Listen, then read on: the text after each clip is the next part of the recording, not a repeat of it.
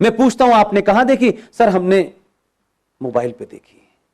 अरे मेरे भोले लोगों, ताशकंद फाइल को पिक्चर हॉल में देखने जाते तो उसके 2 रुपए विवेक अग्निहोत्री को मिलते हैं।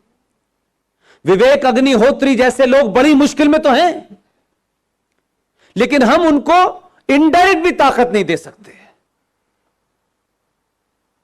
वो किन किन से लड़ रहा है, किन हालात में बना रहा है, और उसके बावजूद डिस्क्रिमिनेट करने वाली ताकतें उसका डिस्क्रिमिनेशन कर रही हैं। लेकिन 90 करोड़ में से 10 करोड़ लोग तय कर लेते कि इसकी फिल्म देखने जाएंगे, क्या फर्क पड़ता है यार, हमारा नॉलेज ही बढ़ जाएगा, वो ओरिजिनल डॉक्यूमेंट ही देखने को मिल जाएंगे, क्या फर्क पड़ रहा है। एक बार तय कर लेते।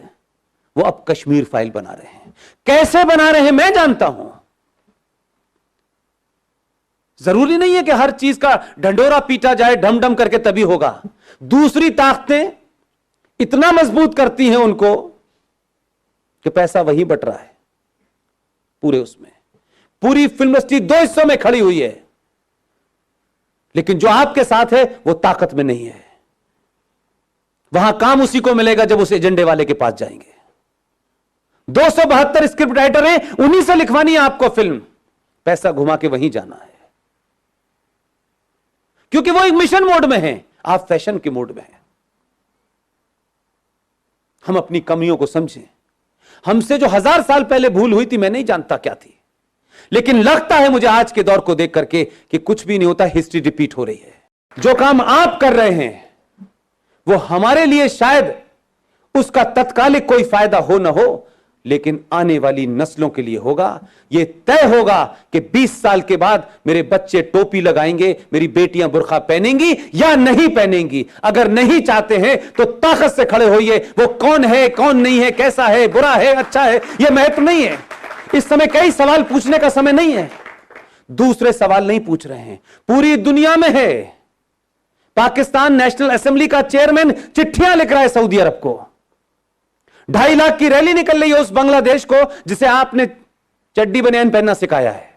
नंगे घूम रहे थे वो, जिनकी आधी आबादी आपके मुल्क में है, और आपके मुल्क में सत्ता लोभी लोग उनको कह रहे हैं इनको रखो, ये हमारे दबान है, क्योंकि इन्हीं से हमें वोट मिलेगा और इसी हम सत्ता में रहेंगे। यही कारण रहा होगा 1000 साल पहले भारत के गुलाम होने का, जो आज दिखाई देता है मुझे। कैसे कैसे नारे लग रहे हैं इस देश के अंदर।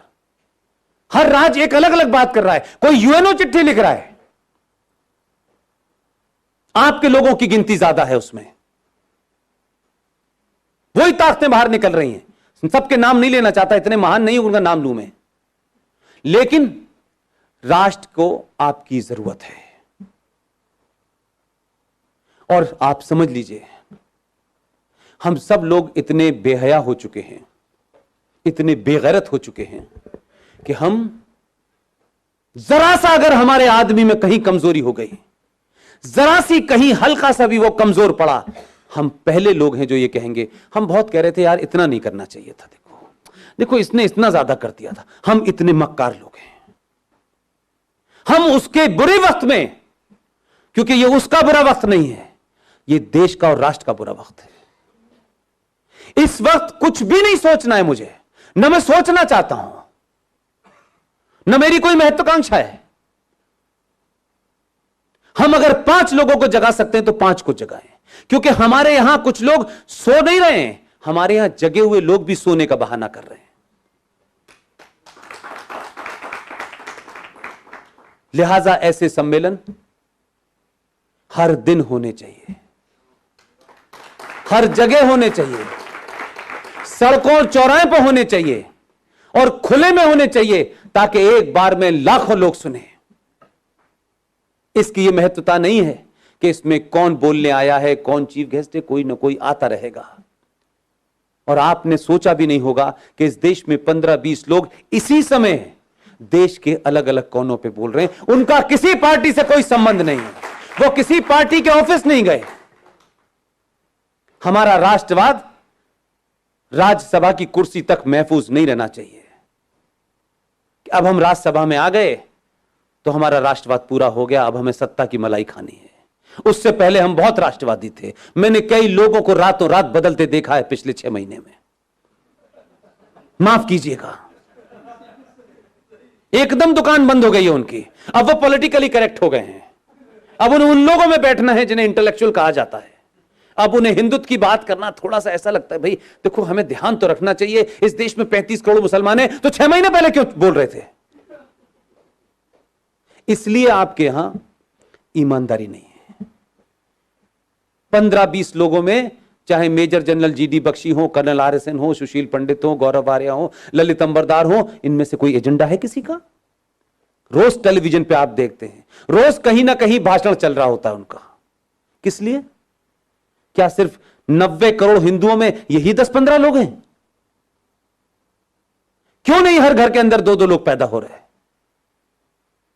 क्यों हम ये मानते हैं कि राष्ट्रवाद एक शाम में चाय पीने जैसा है, कोई थोड़ी देर के लिए राष्ट्रवाद भी बात कर लें? कुछ लोगों का राष्ट्रवाद 9 बजे रिपब्लिक टीवी देख के शुरू होता है और 11 बजे कहते हैं बस भारत माता की जय, सो जाओ। राष्ट्रवाद जीना होता है।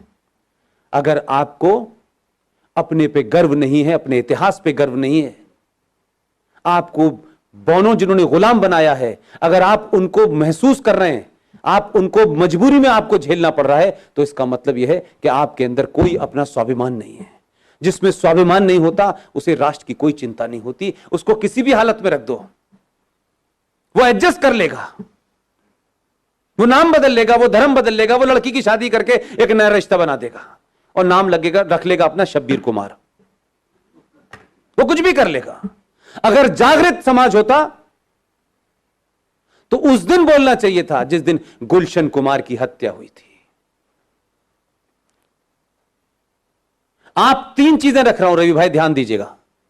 इस देश की प्राइमरी एजुकेशन को हमने क्रिश्चियंस के हाथों सौंप दिया है,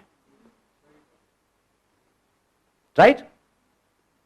इस देश के इतिहास को हमने 70 सालों में कम्युनिस्टों के हाथों में सौंप दिया था।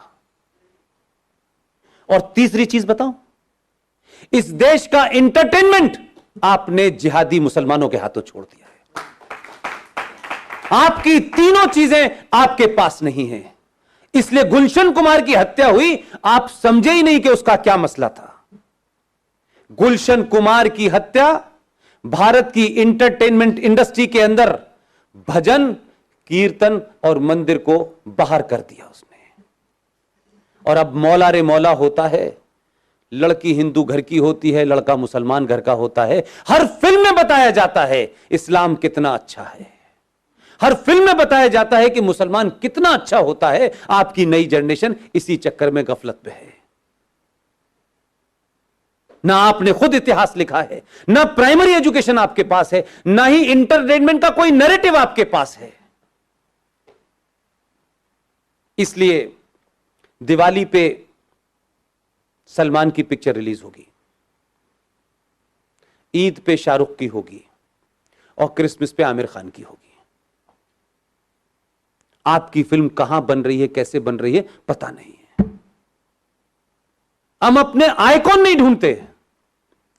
और कोई आदमी राष्ट्र के लिए बिना किसी लालच के कोई काम भी कर रहा होगा तो सबसे पहले हमें उसी के अंदर कुछ नुस्ख निकालना होता है। हम उसको कैसे मजबूत करें इसकी हमें चिंता नहीं होती। हम एहसान करते हैं। हमारे दोस्त, बड़े अजीज, बेहतरीन इंसान विवेक अग्निहोत्री ने फिल्म बनाई ताशकंद फाइल। आपको कुछ कुछ चीजों का अंदाजा है? इस बार के एक बड़ा अवार्ड मिलता है, उस अवार्ड में 2 ही फिल्में फाइनल हुई लंबी 10 फिल्मों में से। एक कोई गिल्ली डंडा फिल्म बनी थी, क्या बनी थी, कुछ गली बॉय, एक वो थी और एक ताशकंद फाइल थी। दुख दूसरा है मेरा, सत्ता बदली लेकिन अभी व्यवस्था नहीं बदली है।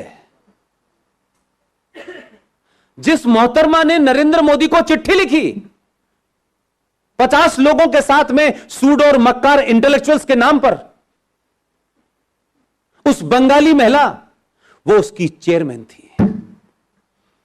उसने ताशकंद फाइल को इसलिए नहीं लिखा कि उसने प्रधानमंत्री को चिट्ठी लिखी थी कि इस मुल्क में इंटॉलरेंस बढ़ गई है और हिंदू गुंडागर्दी सबसे ज्यादा हो गई है। तो वे विवेक अग्निहोत्री की फिल्म को उसने फाइनल नहीं होने दिया और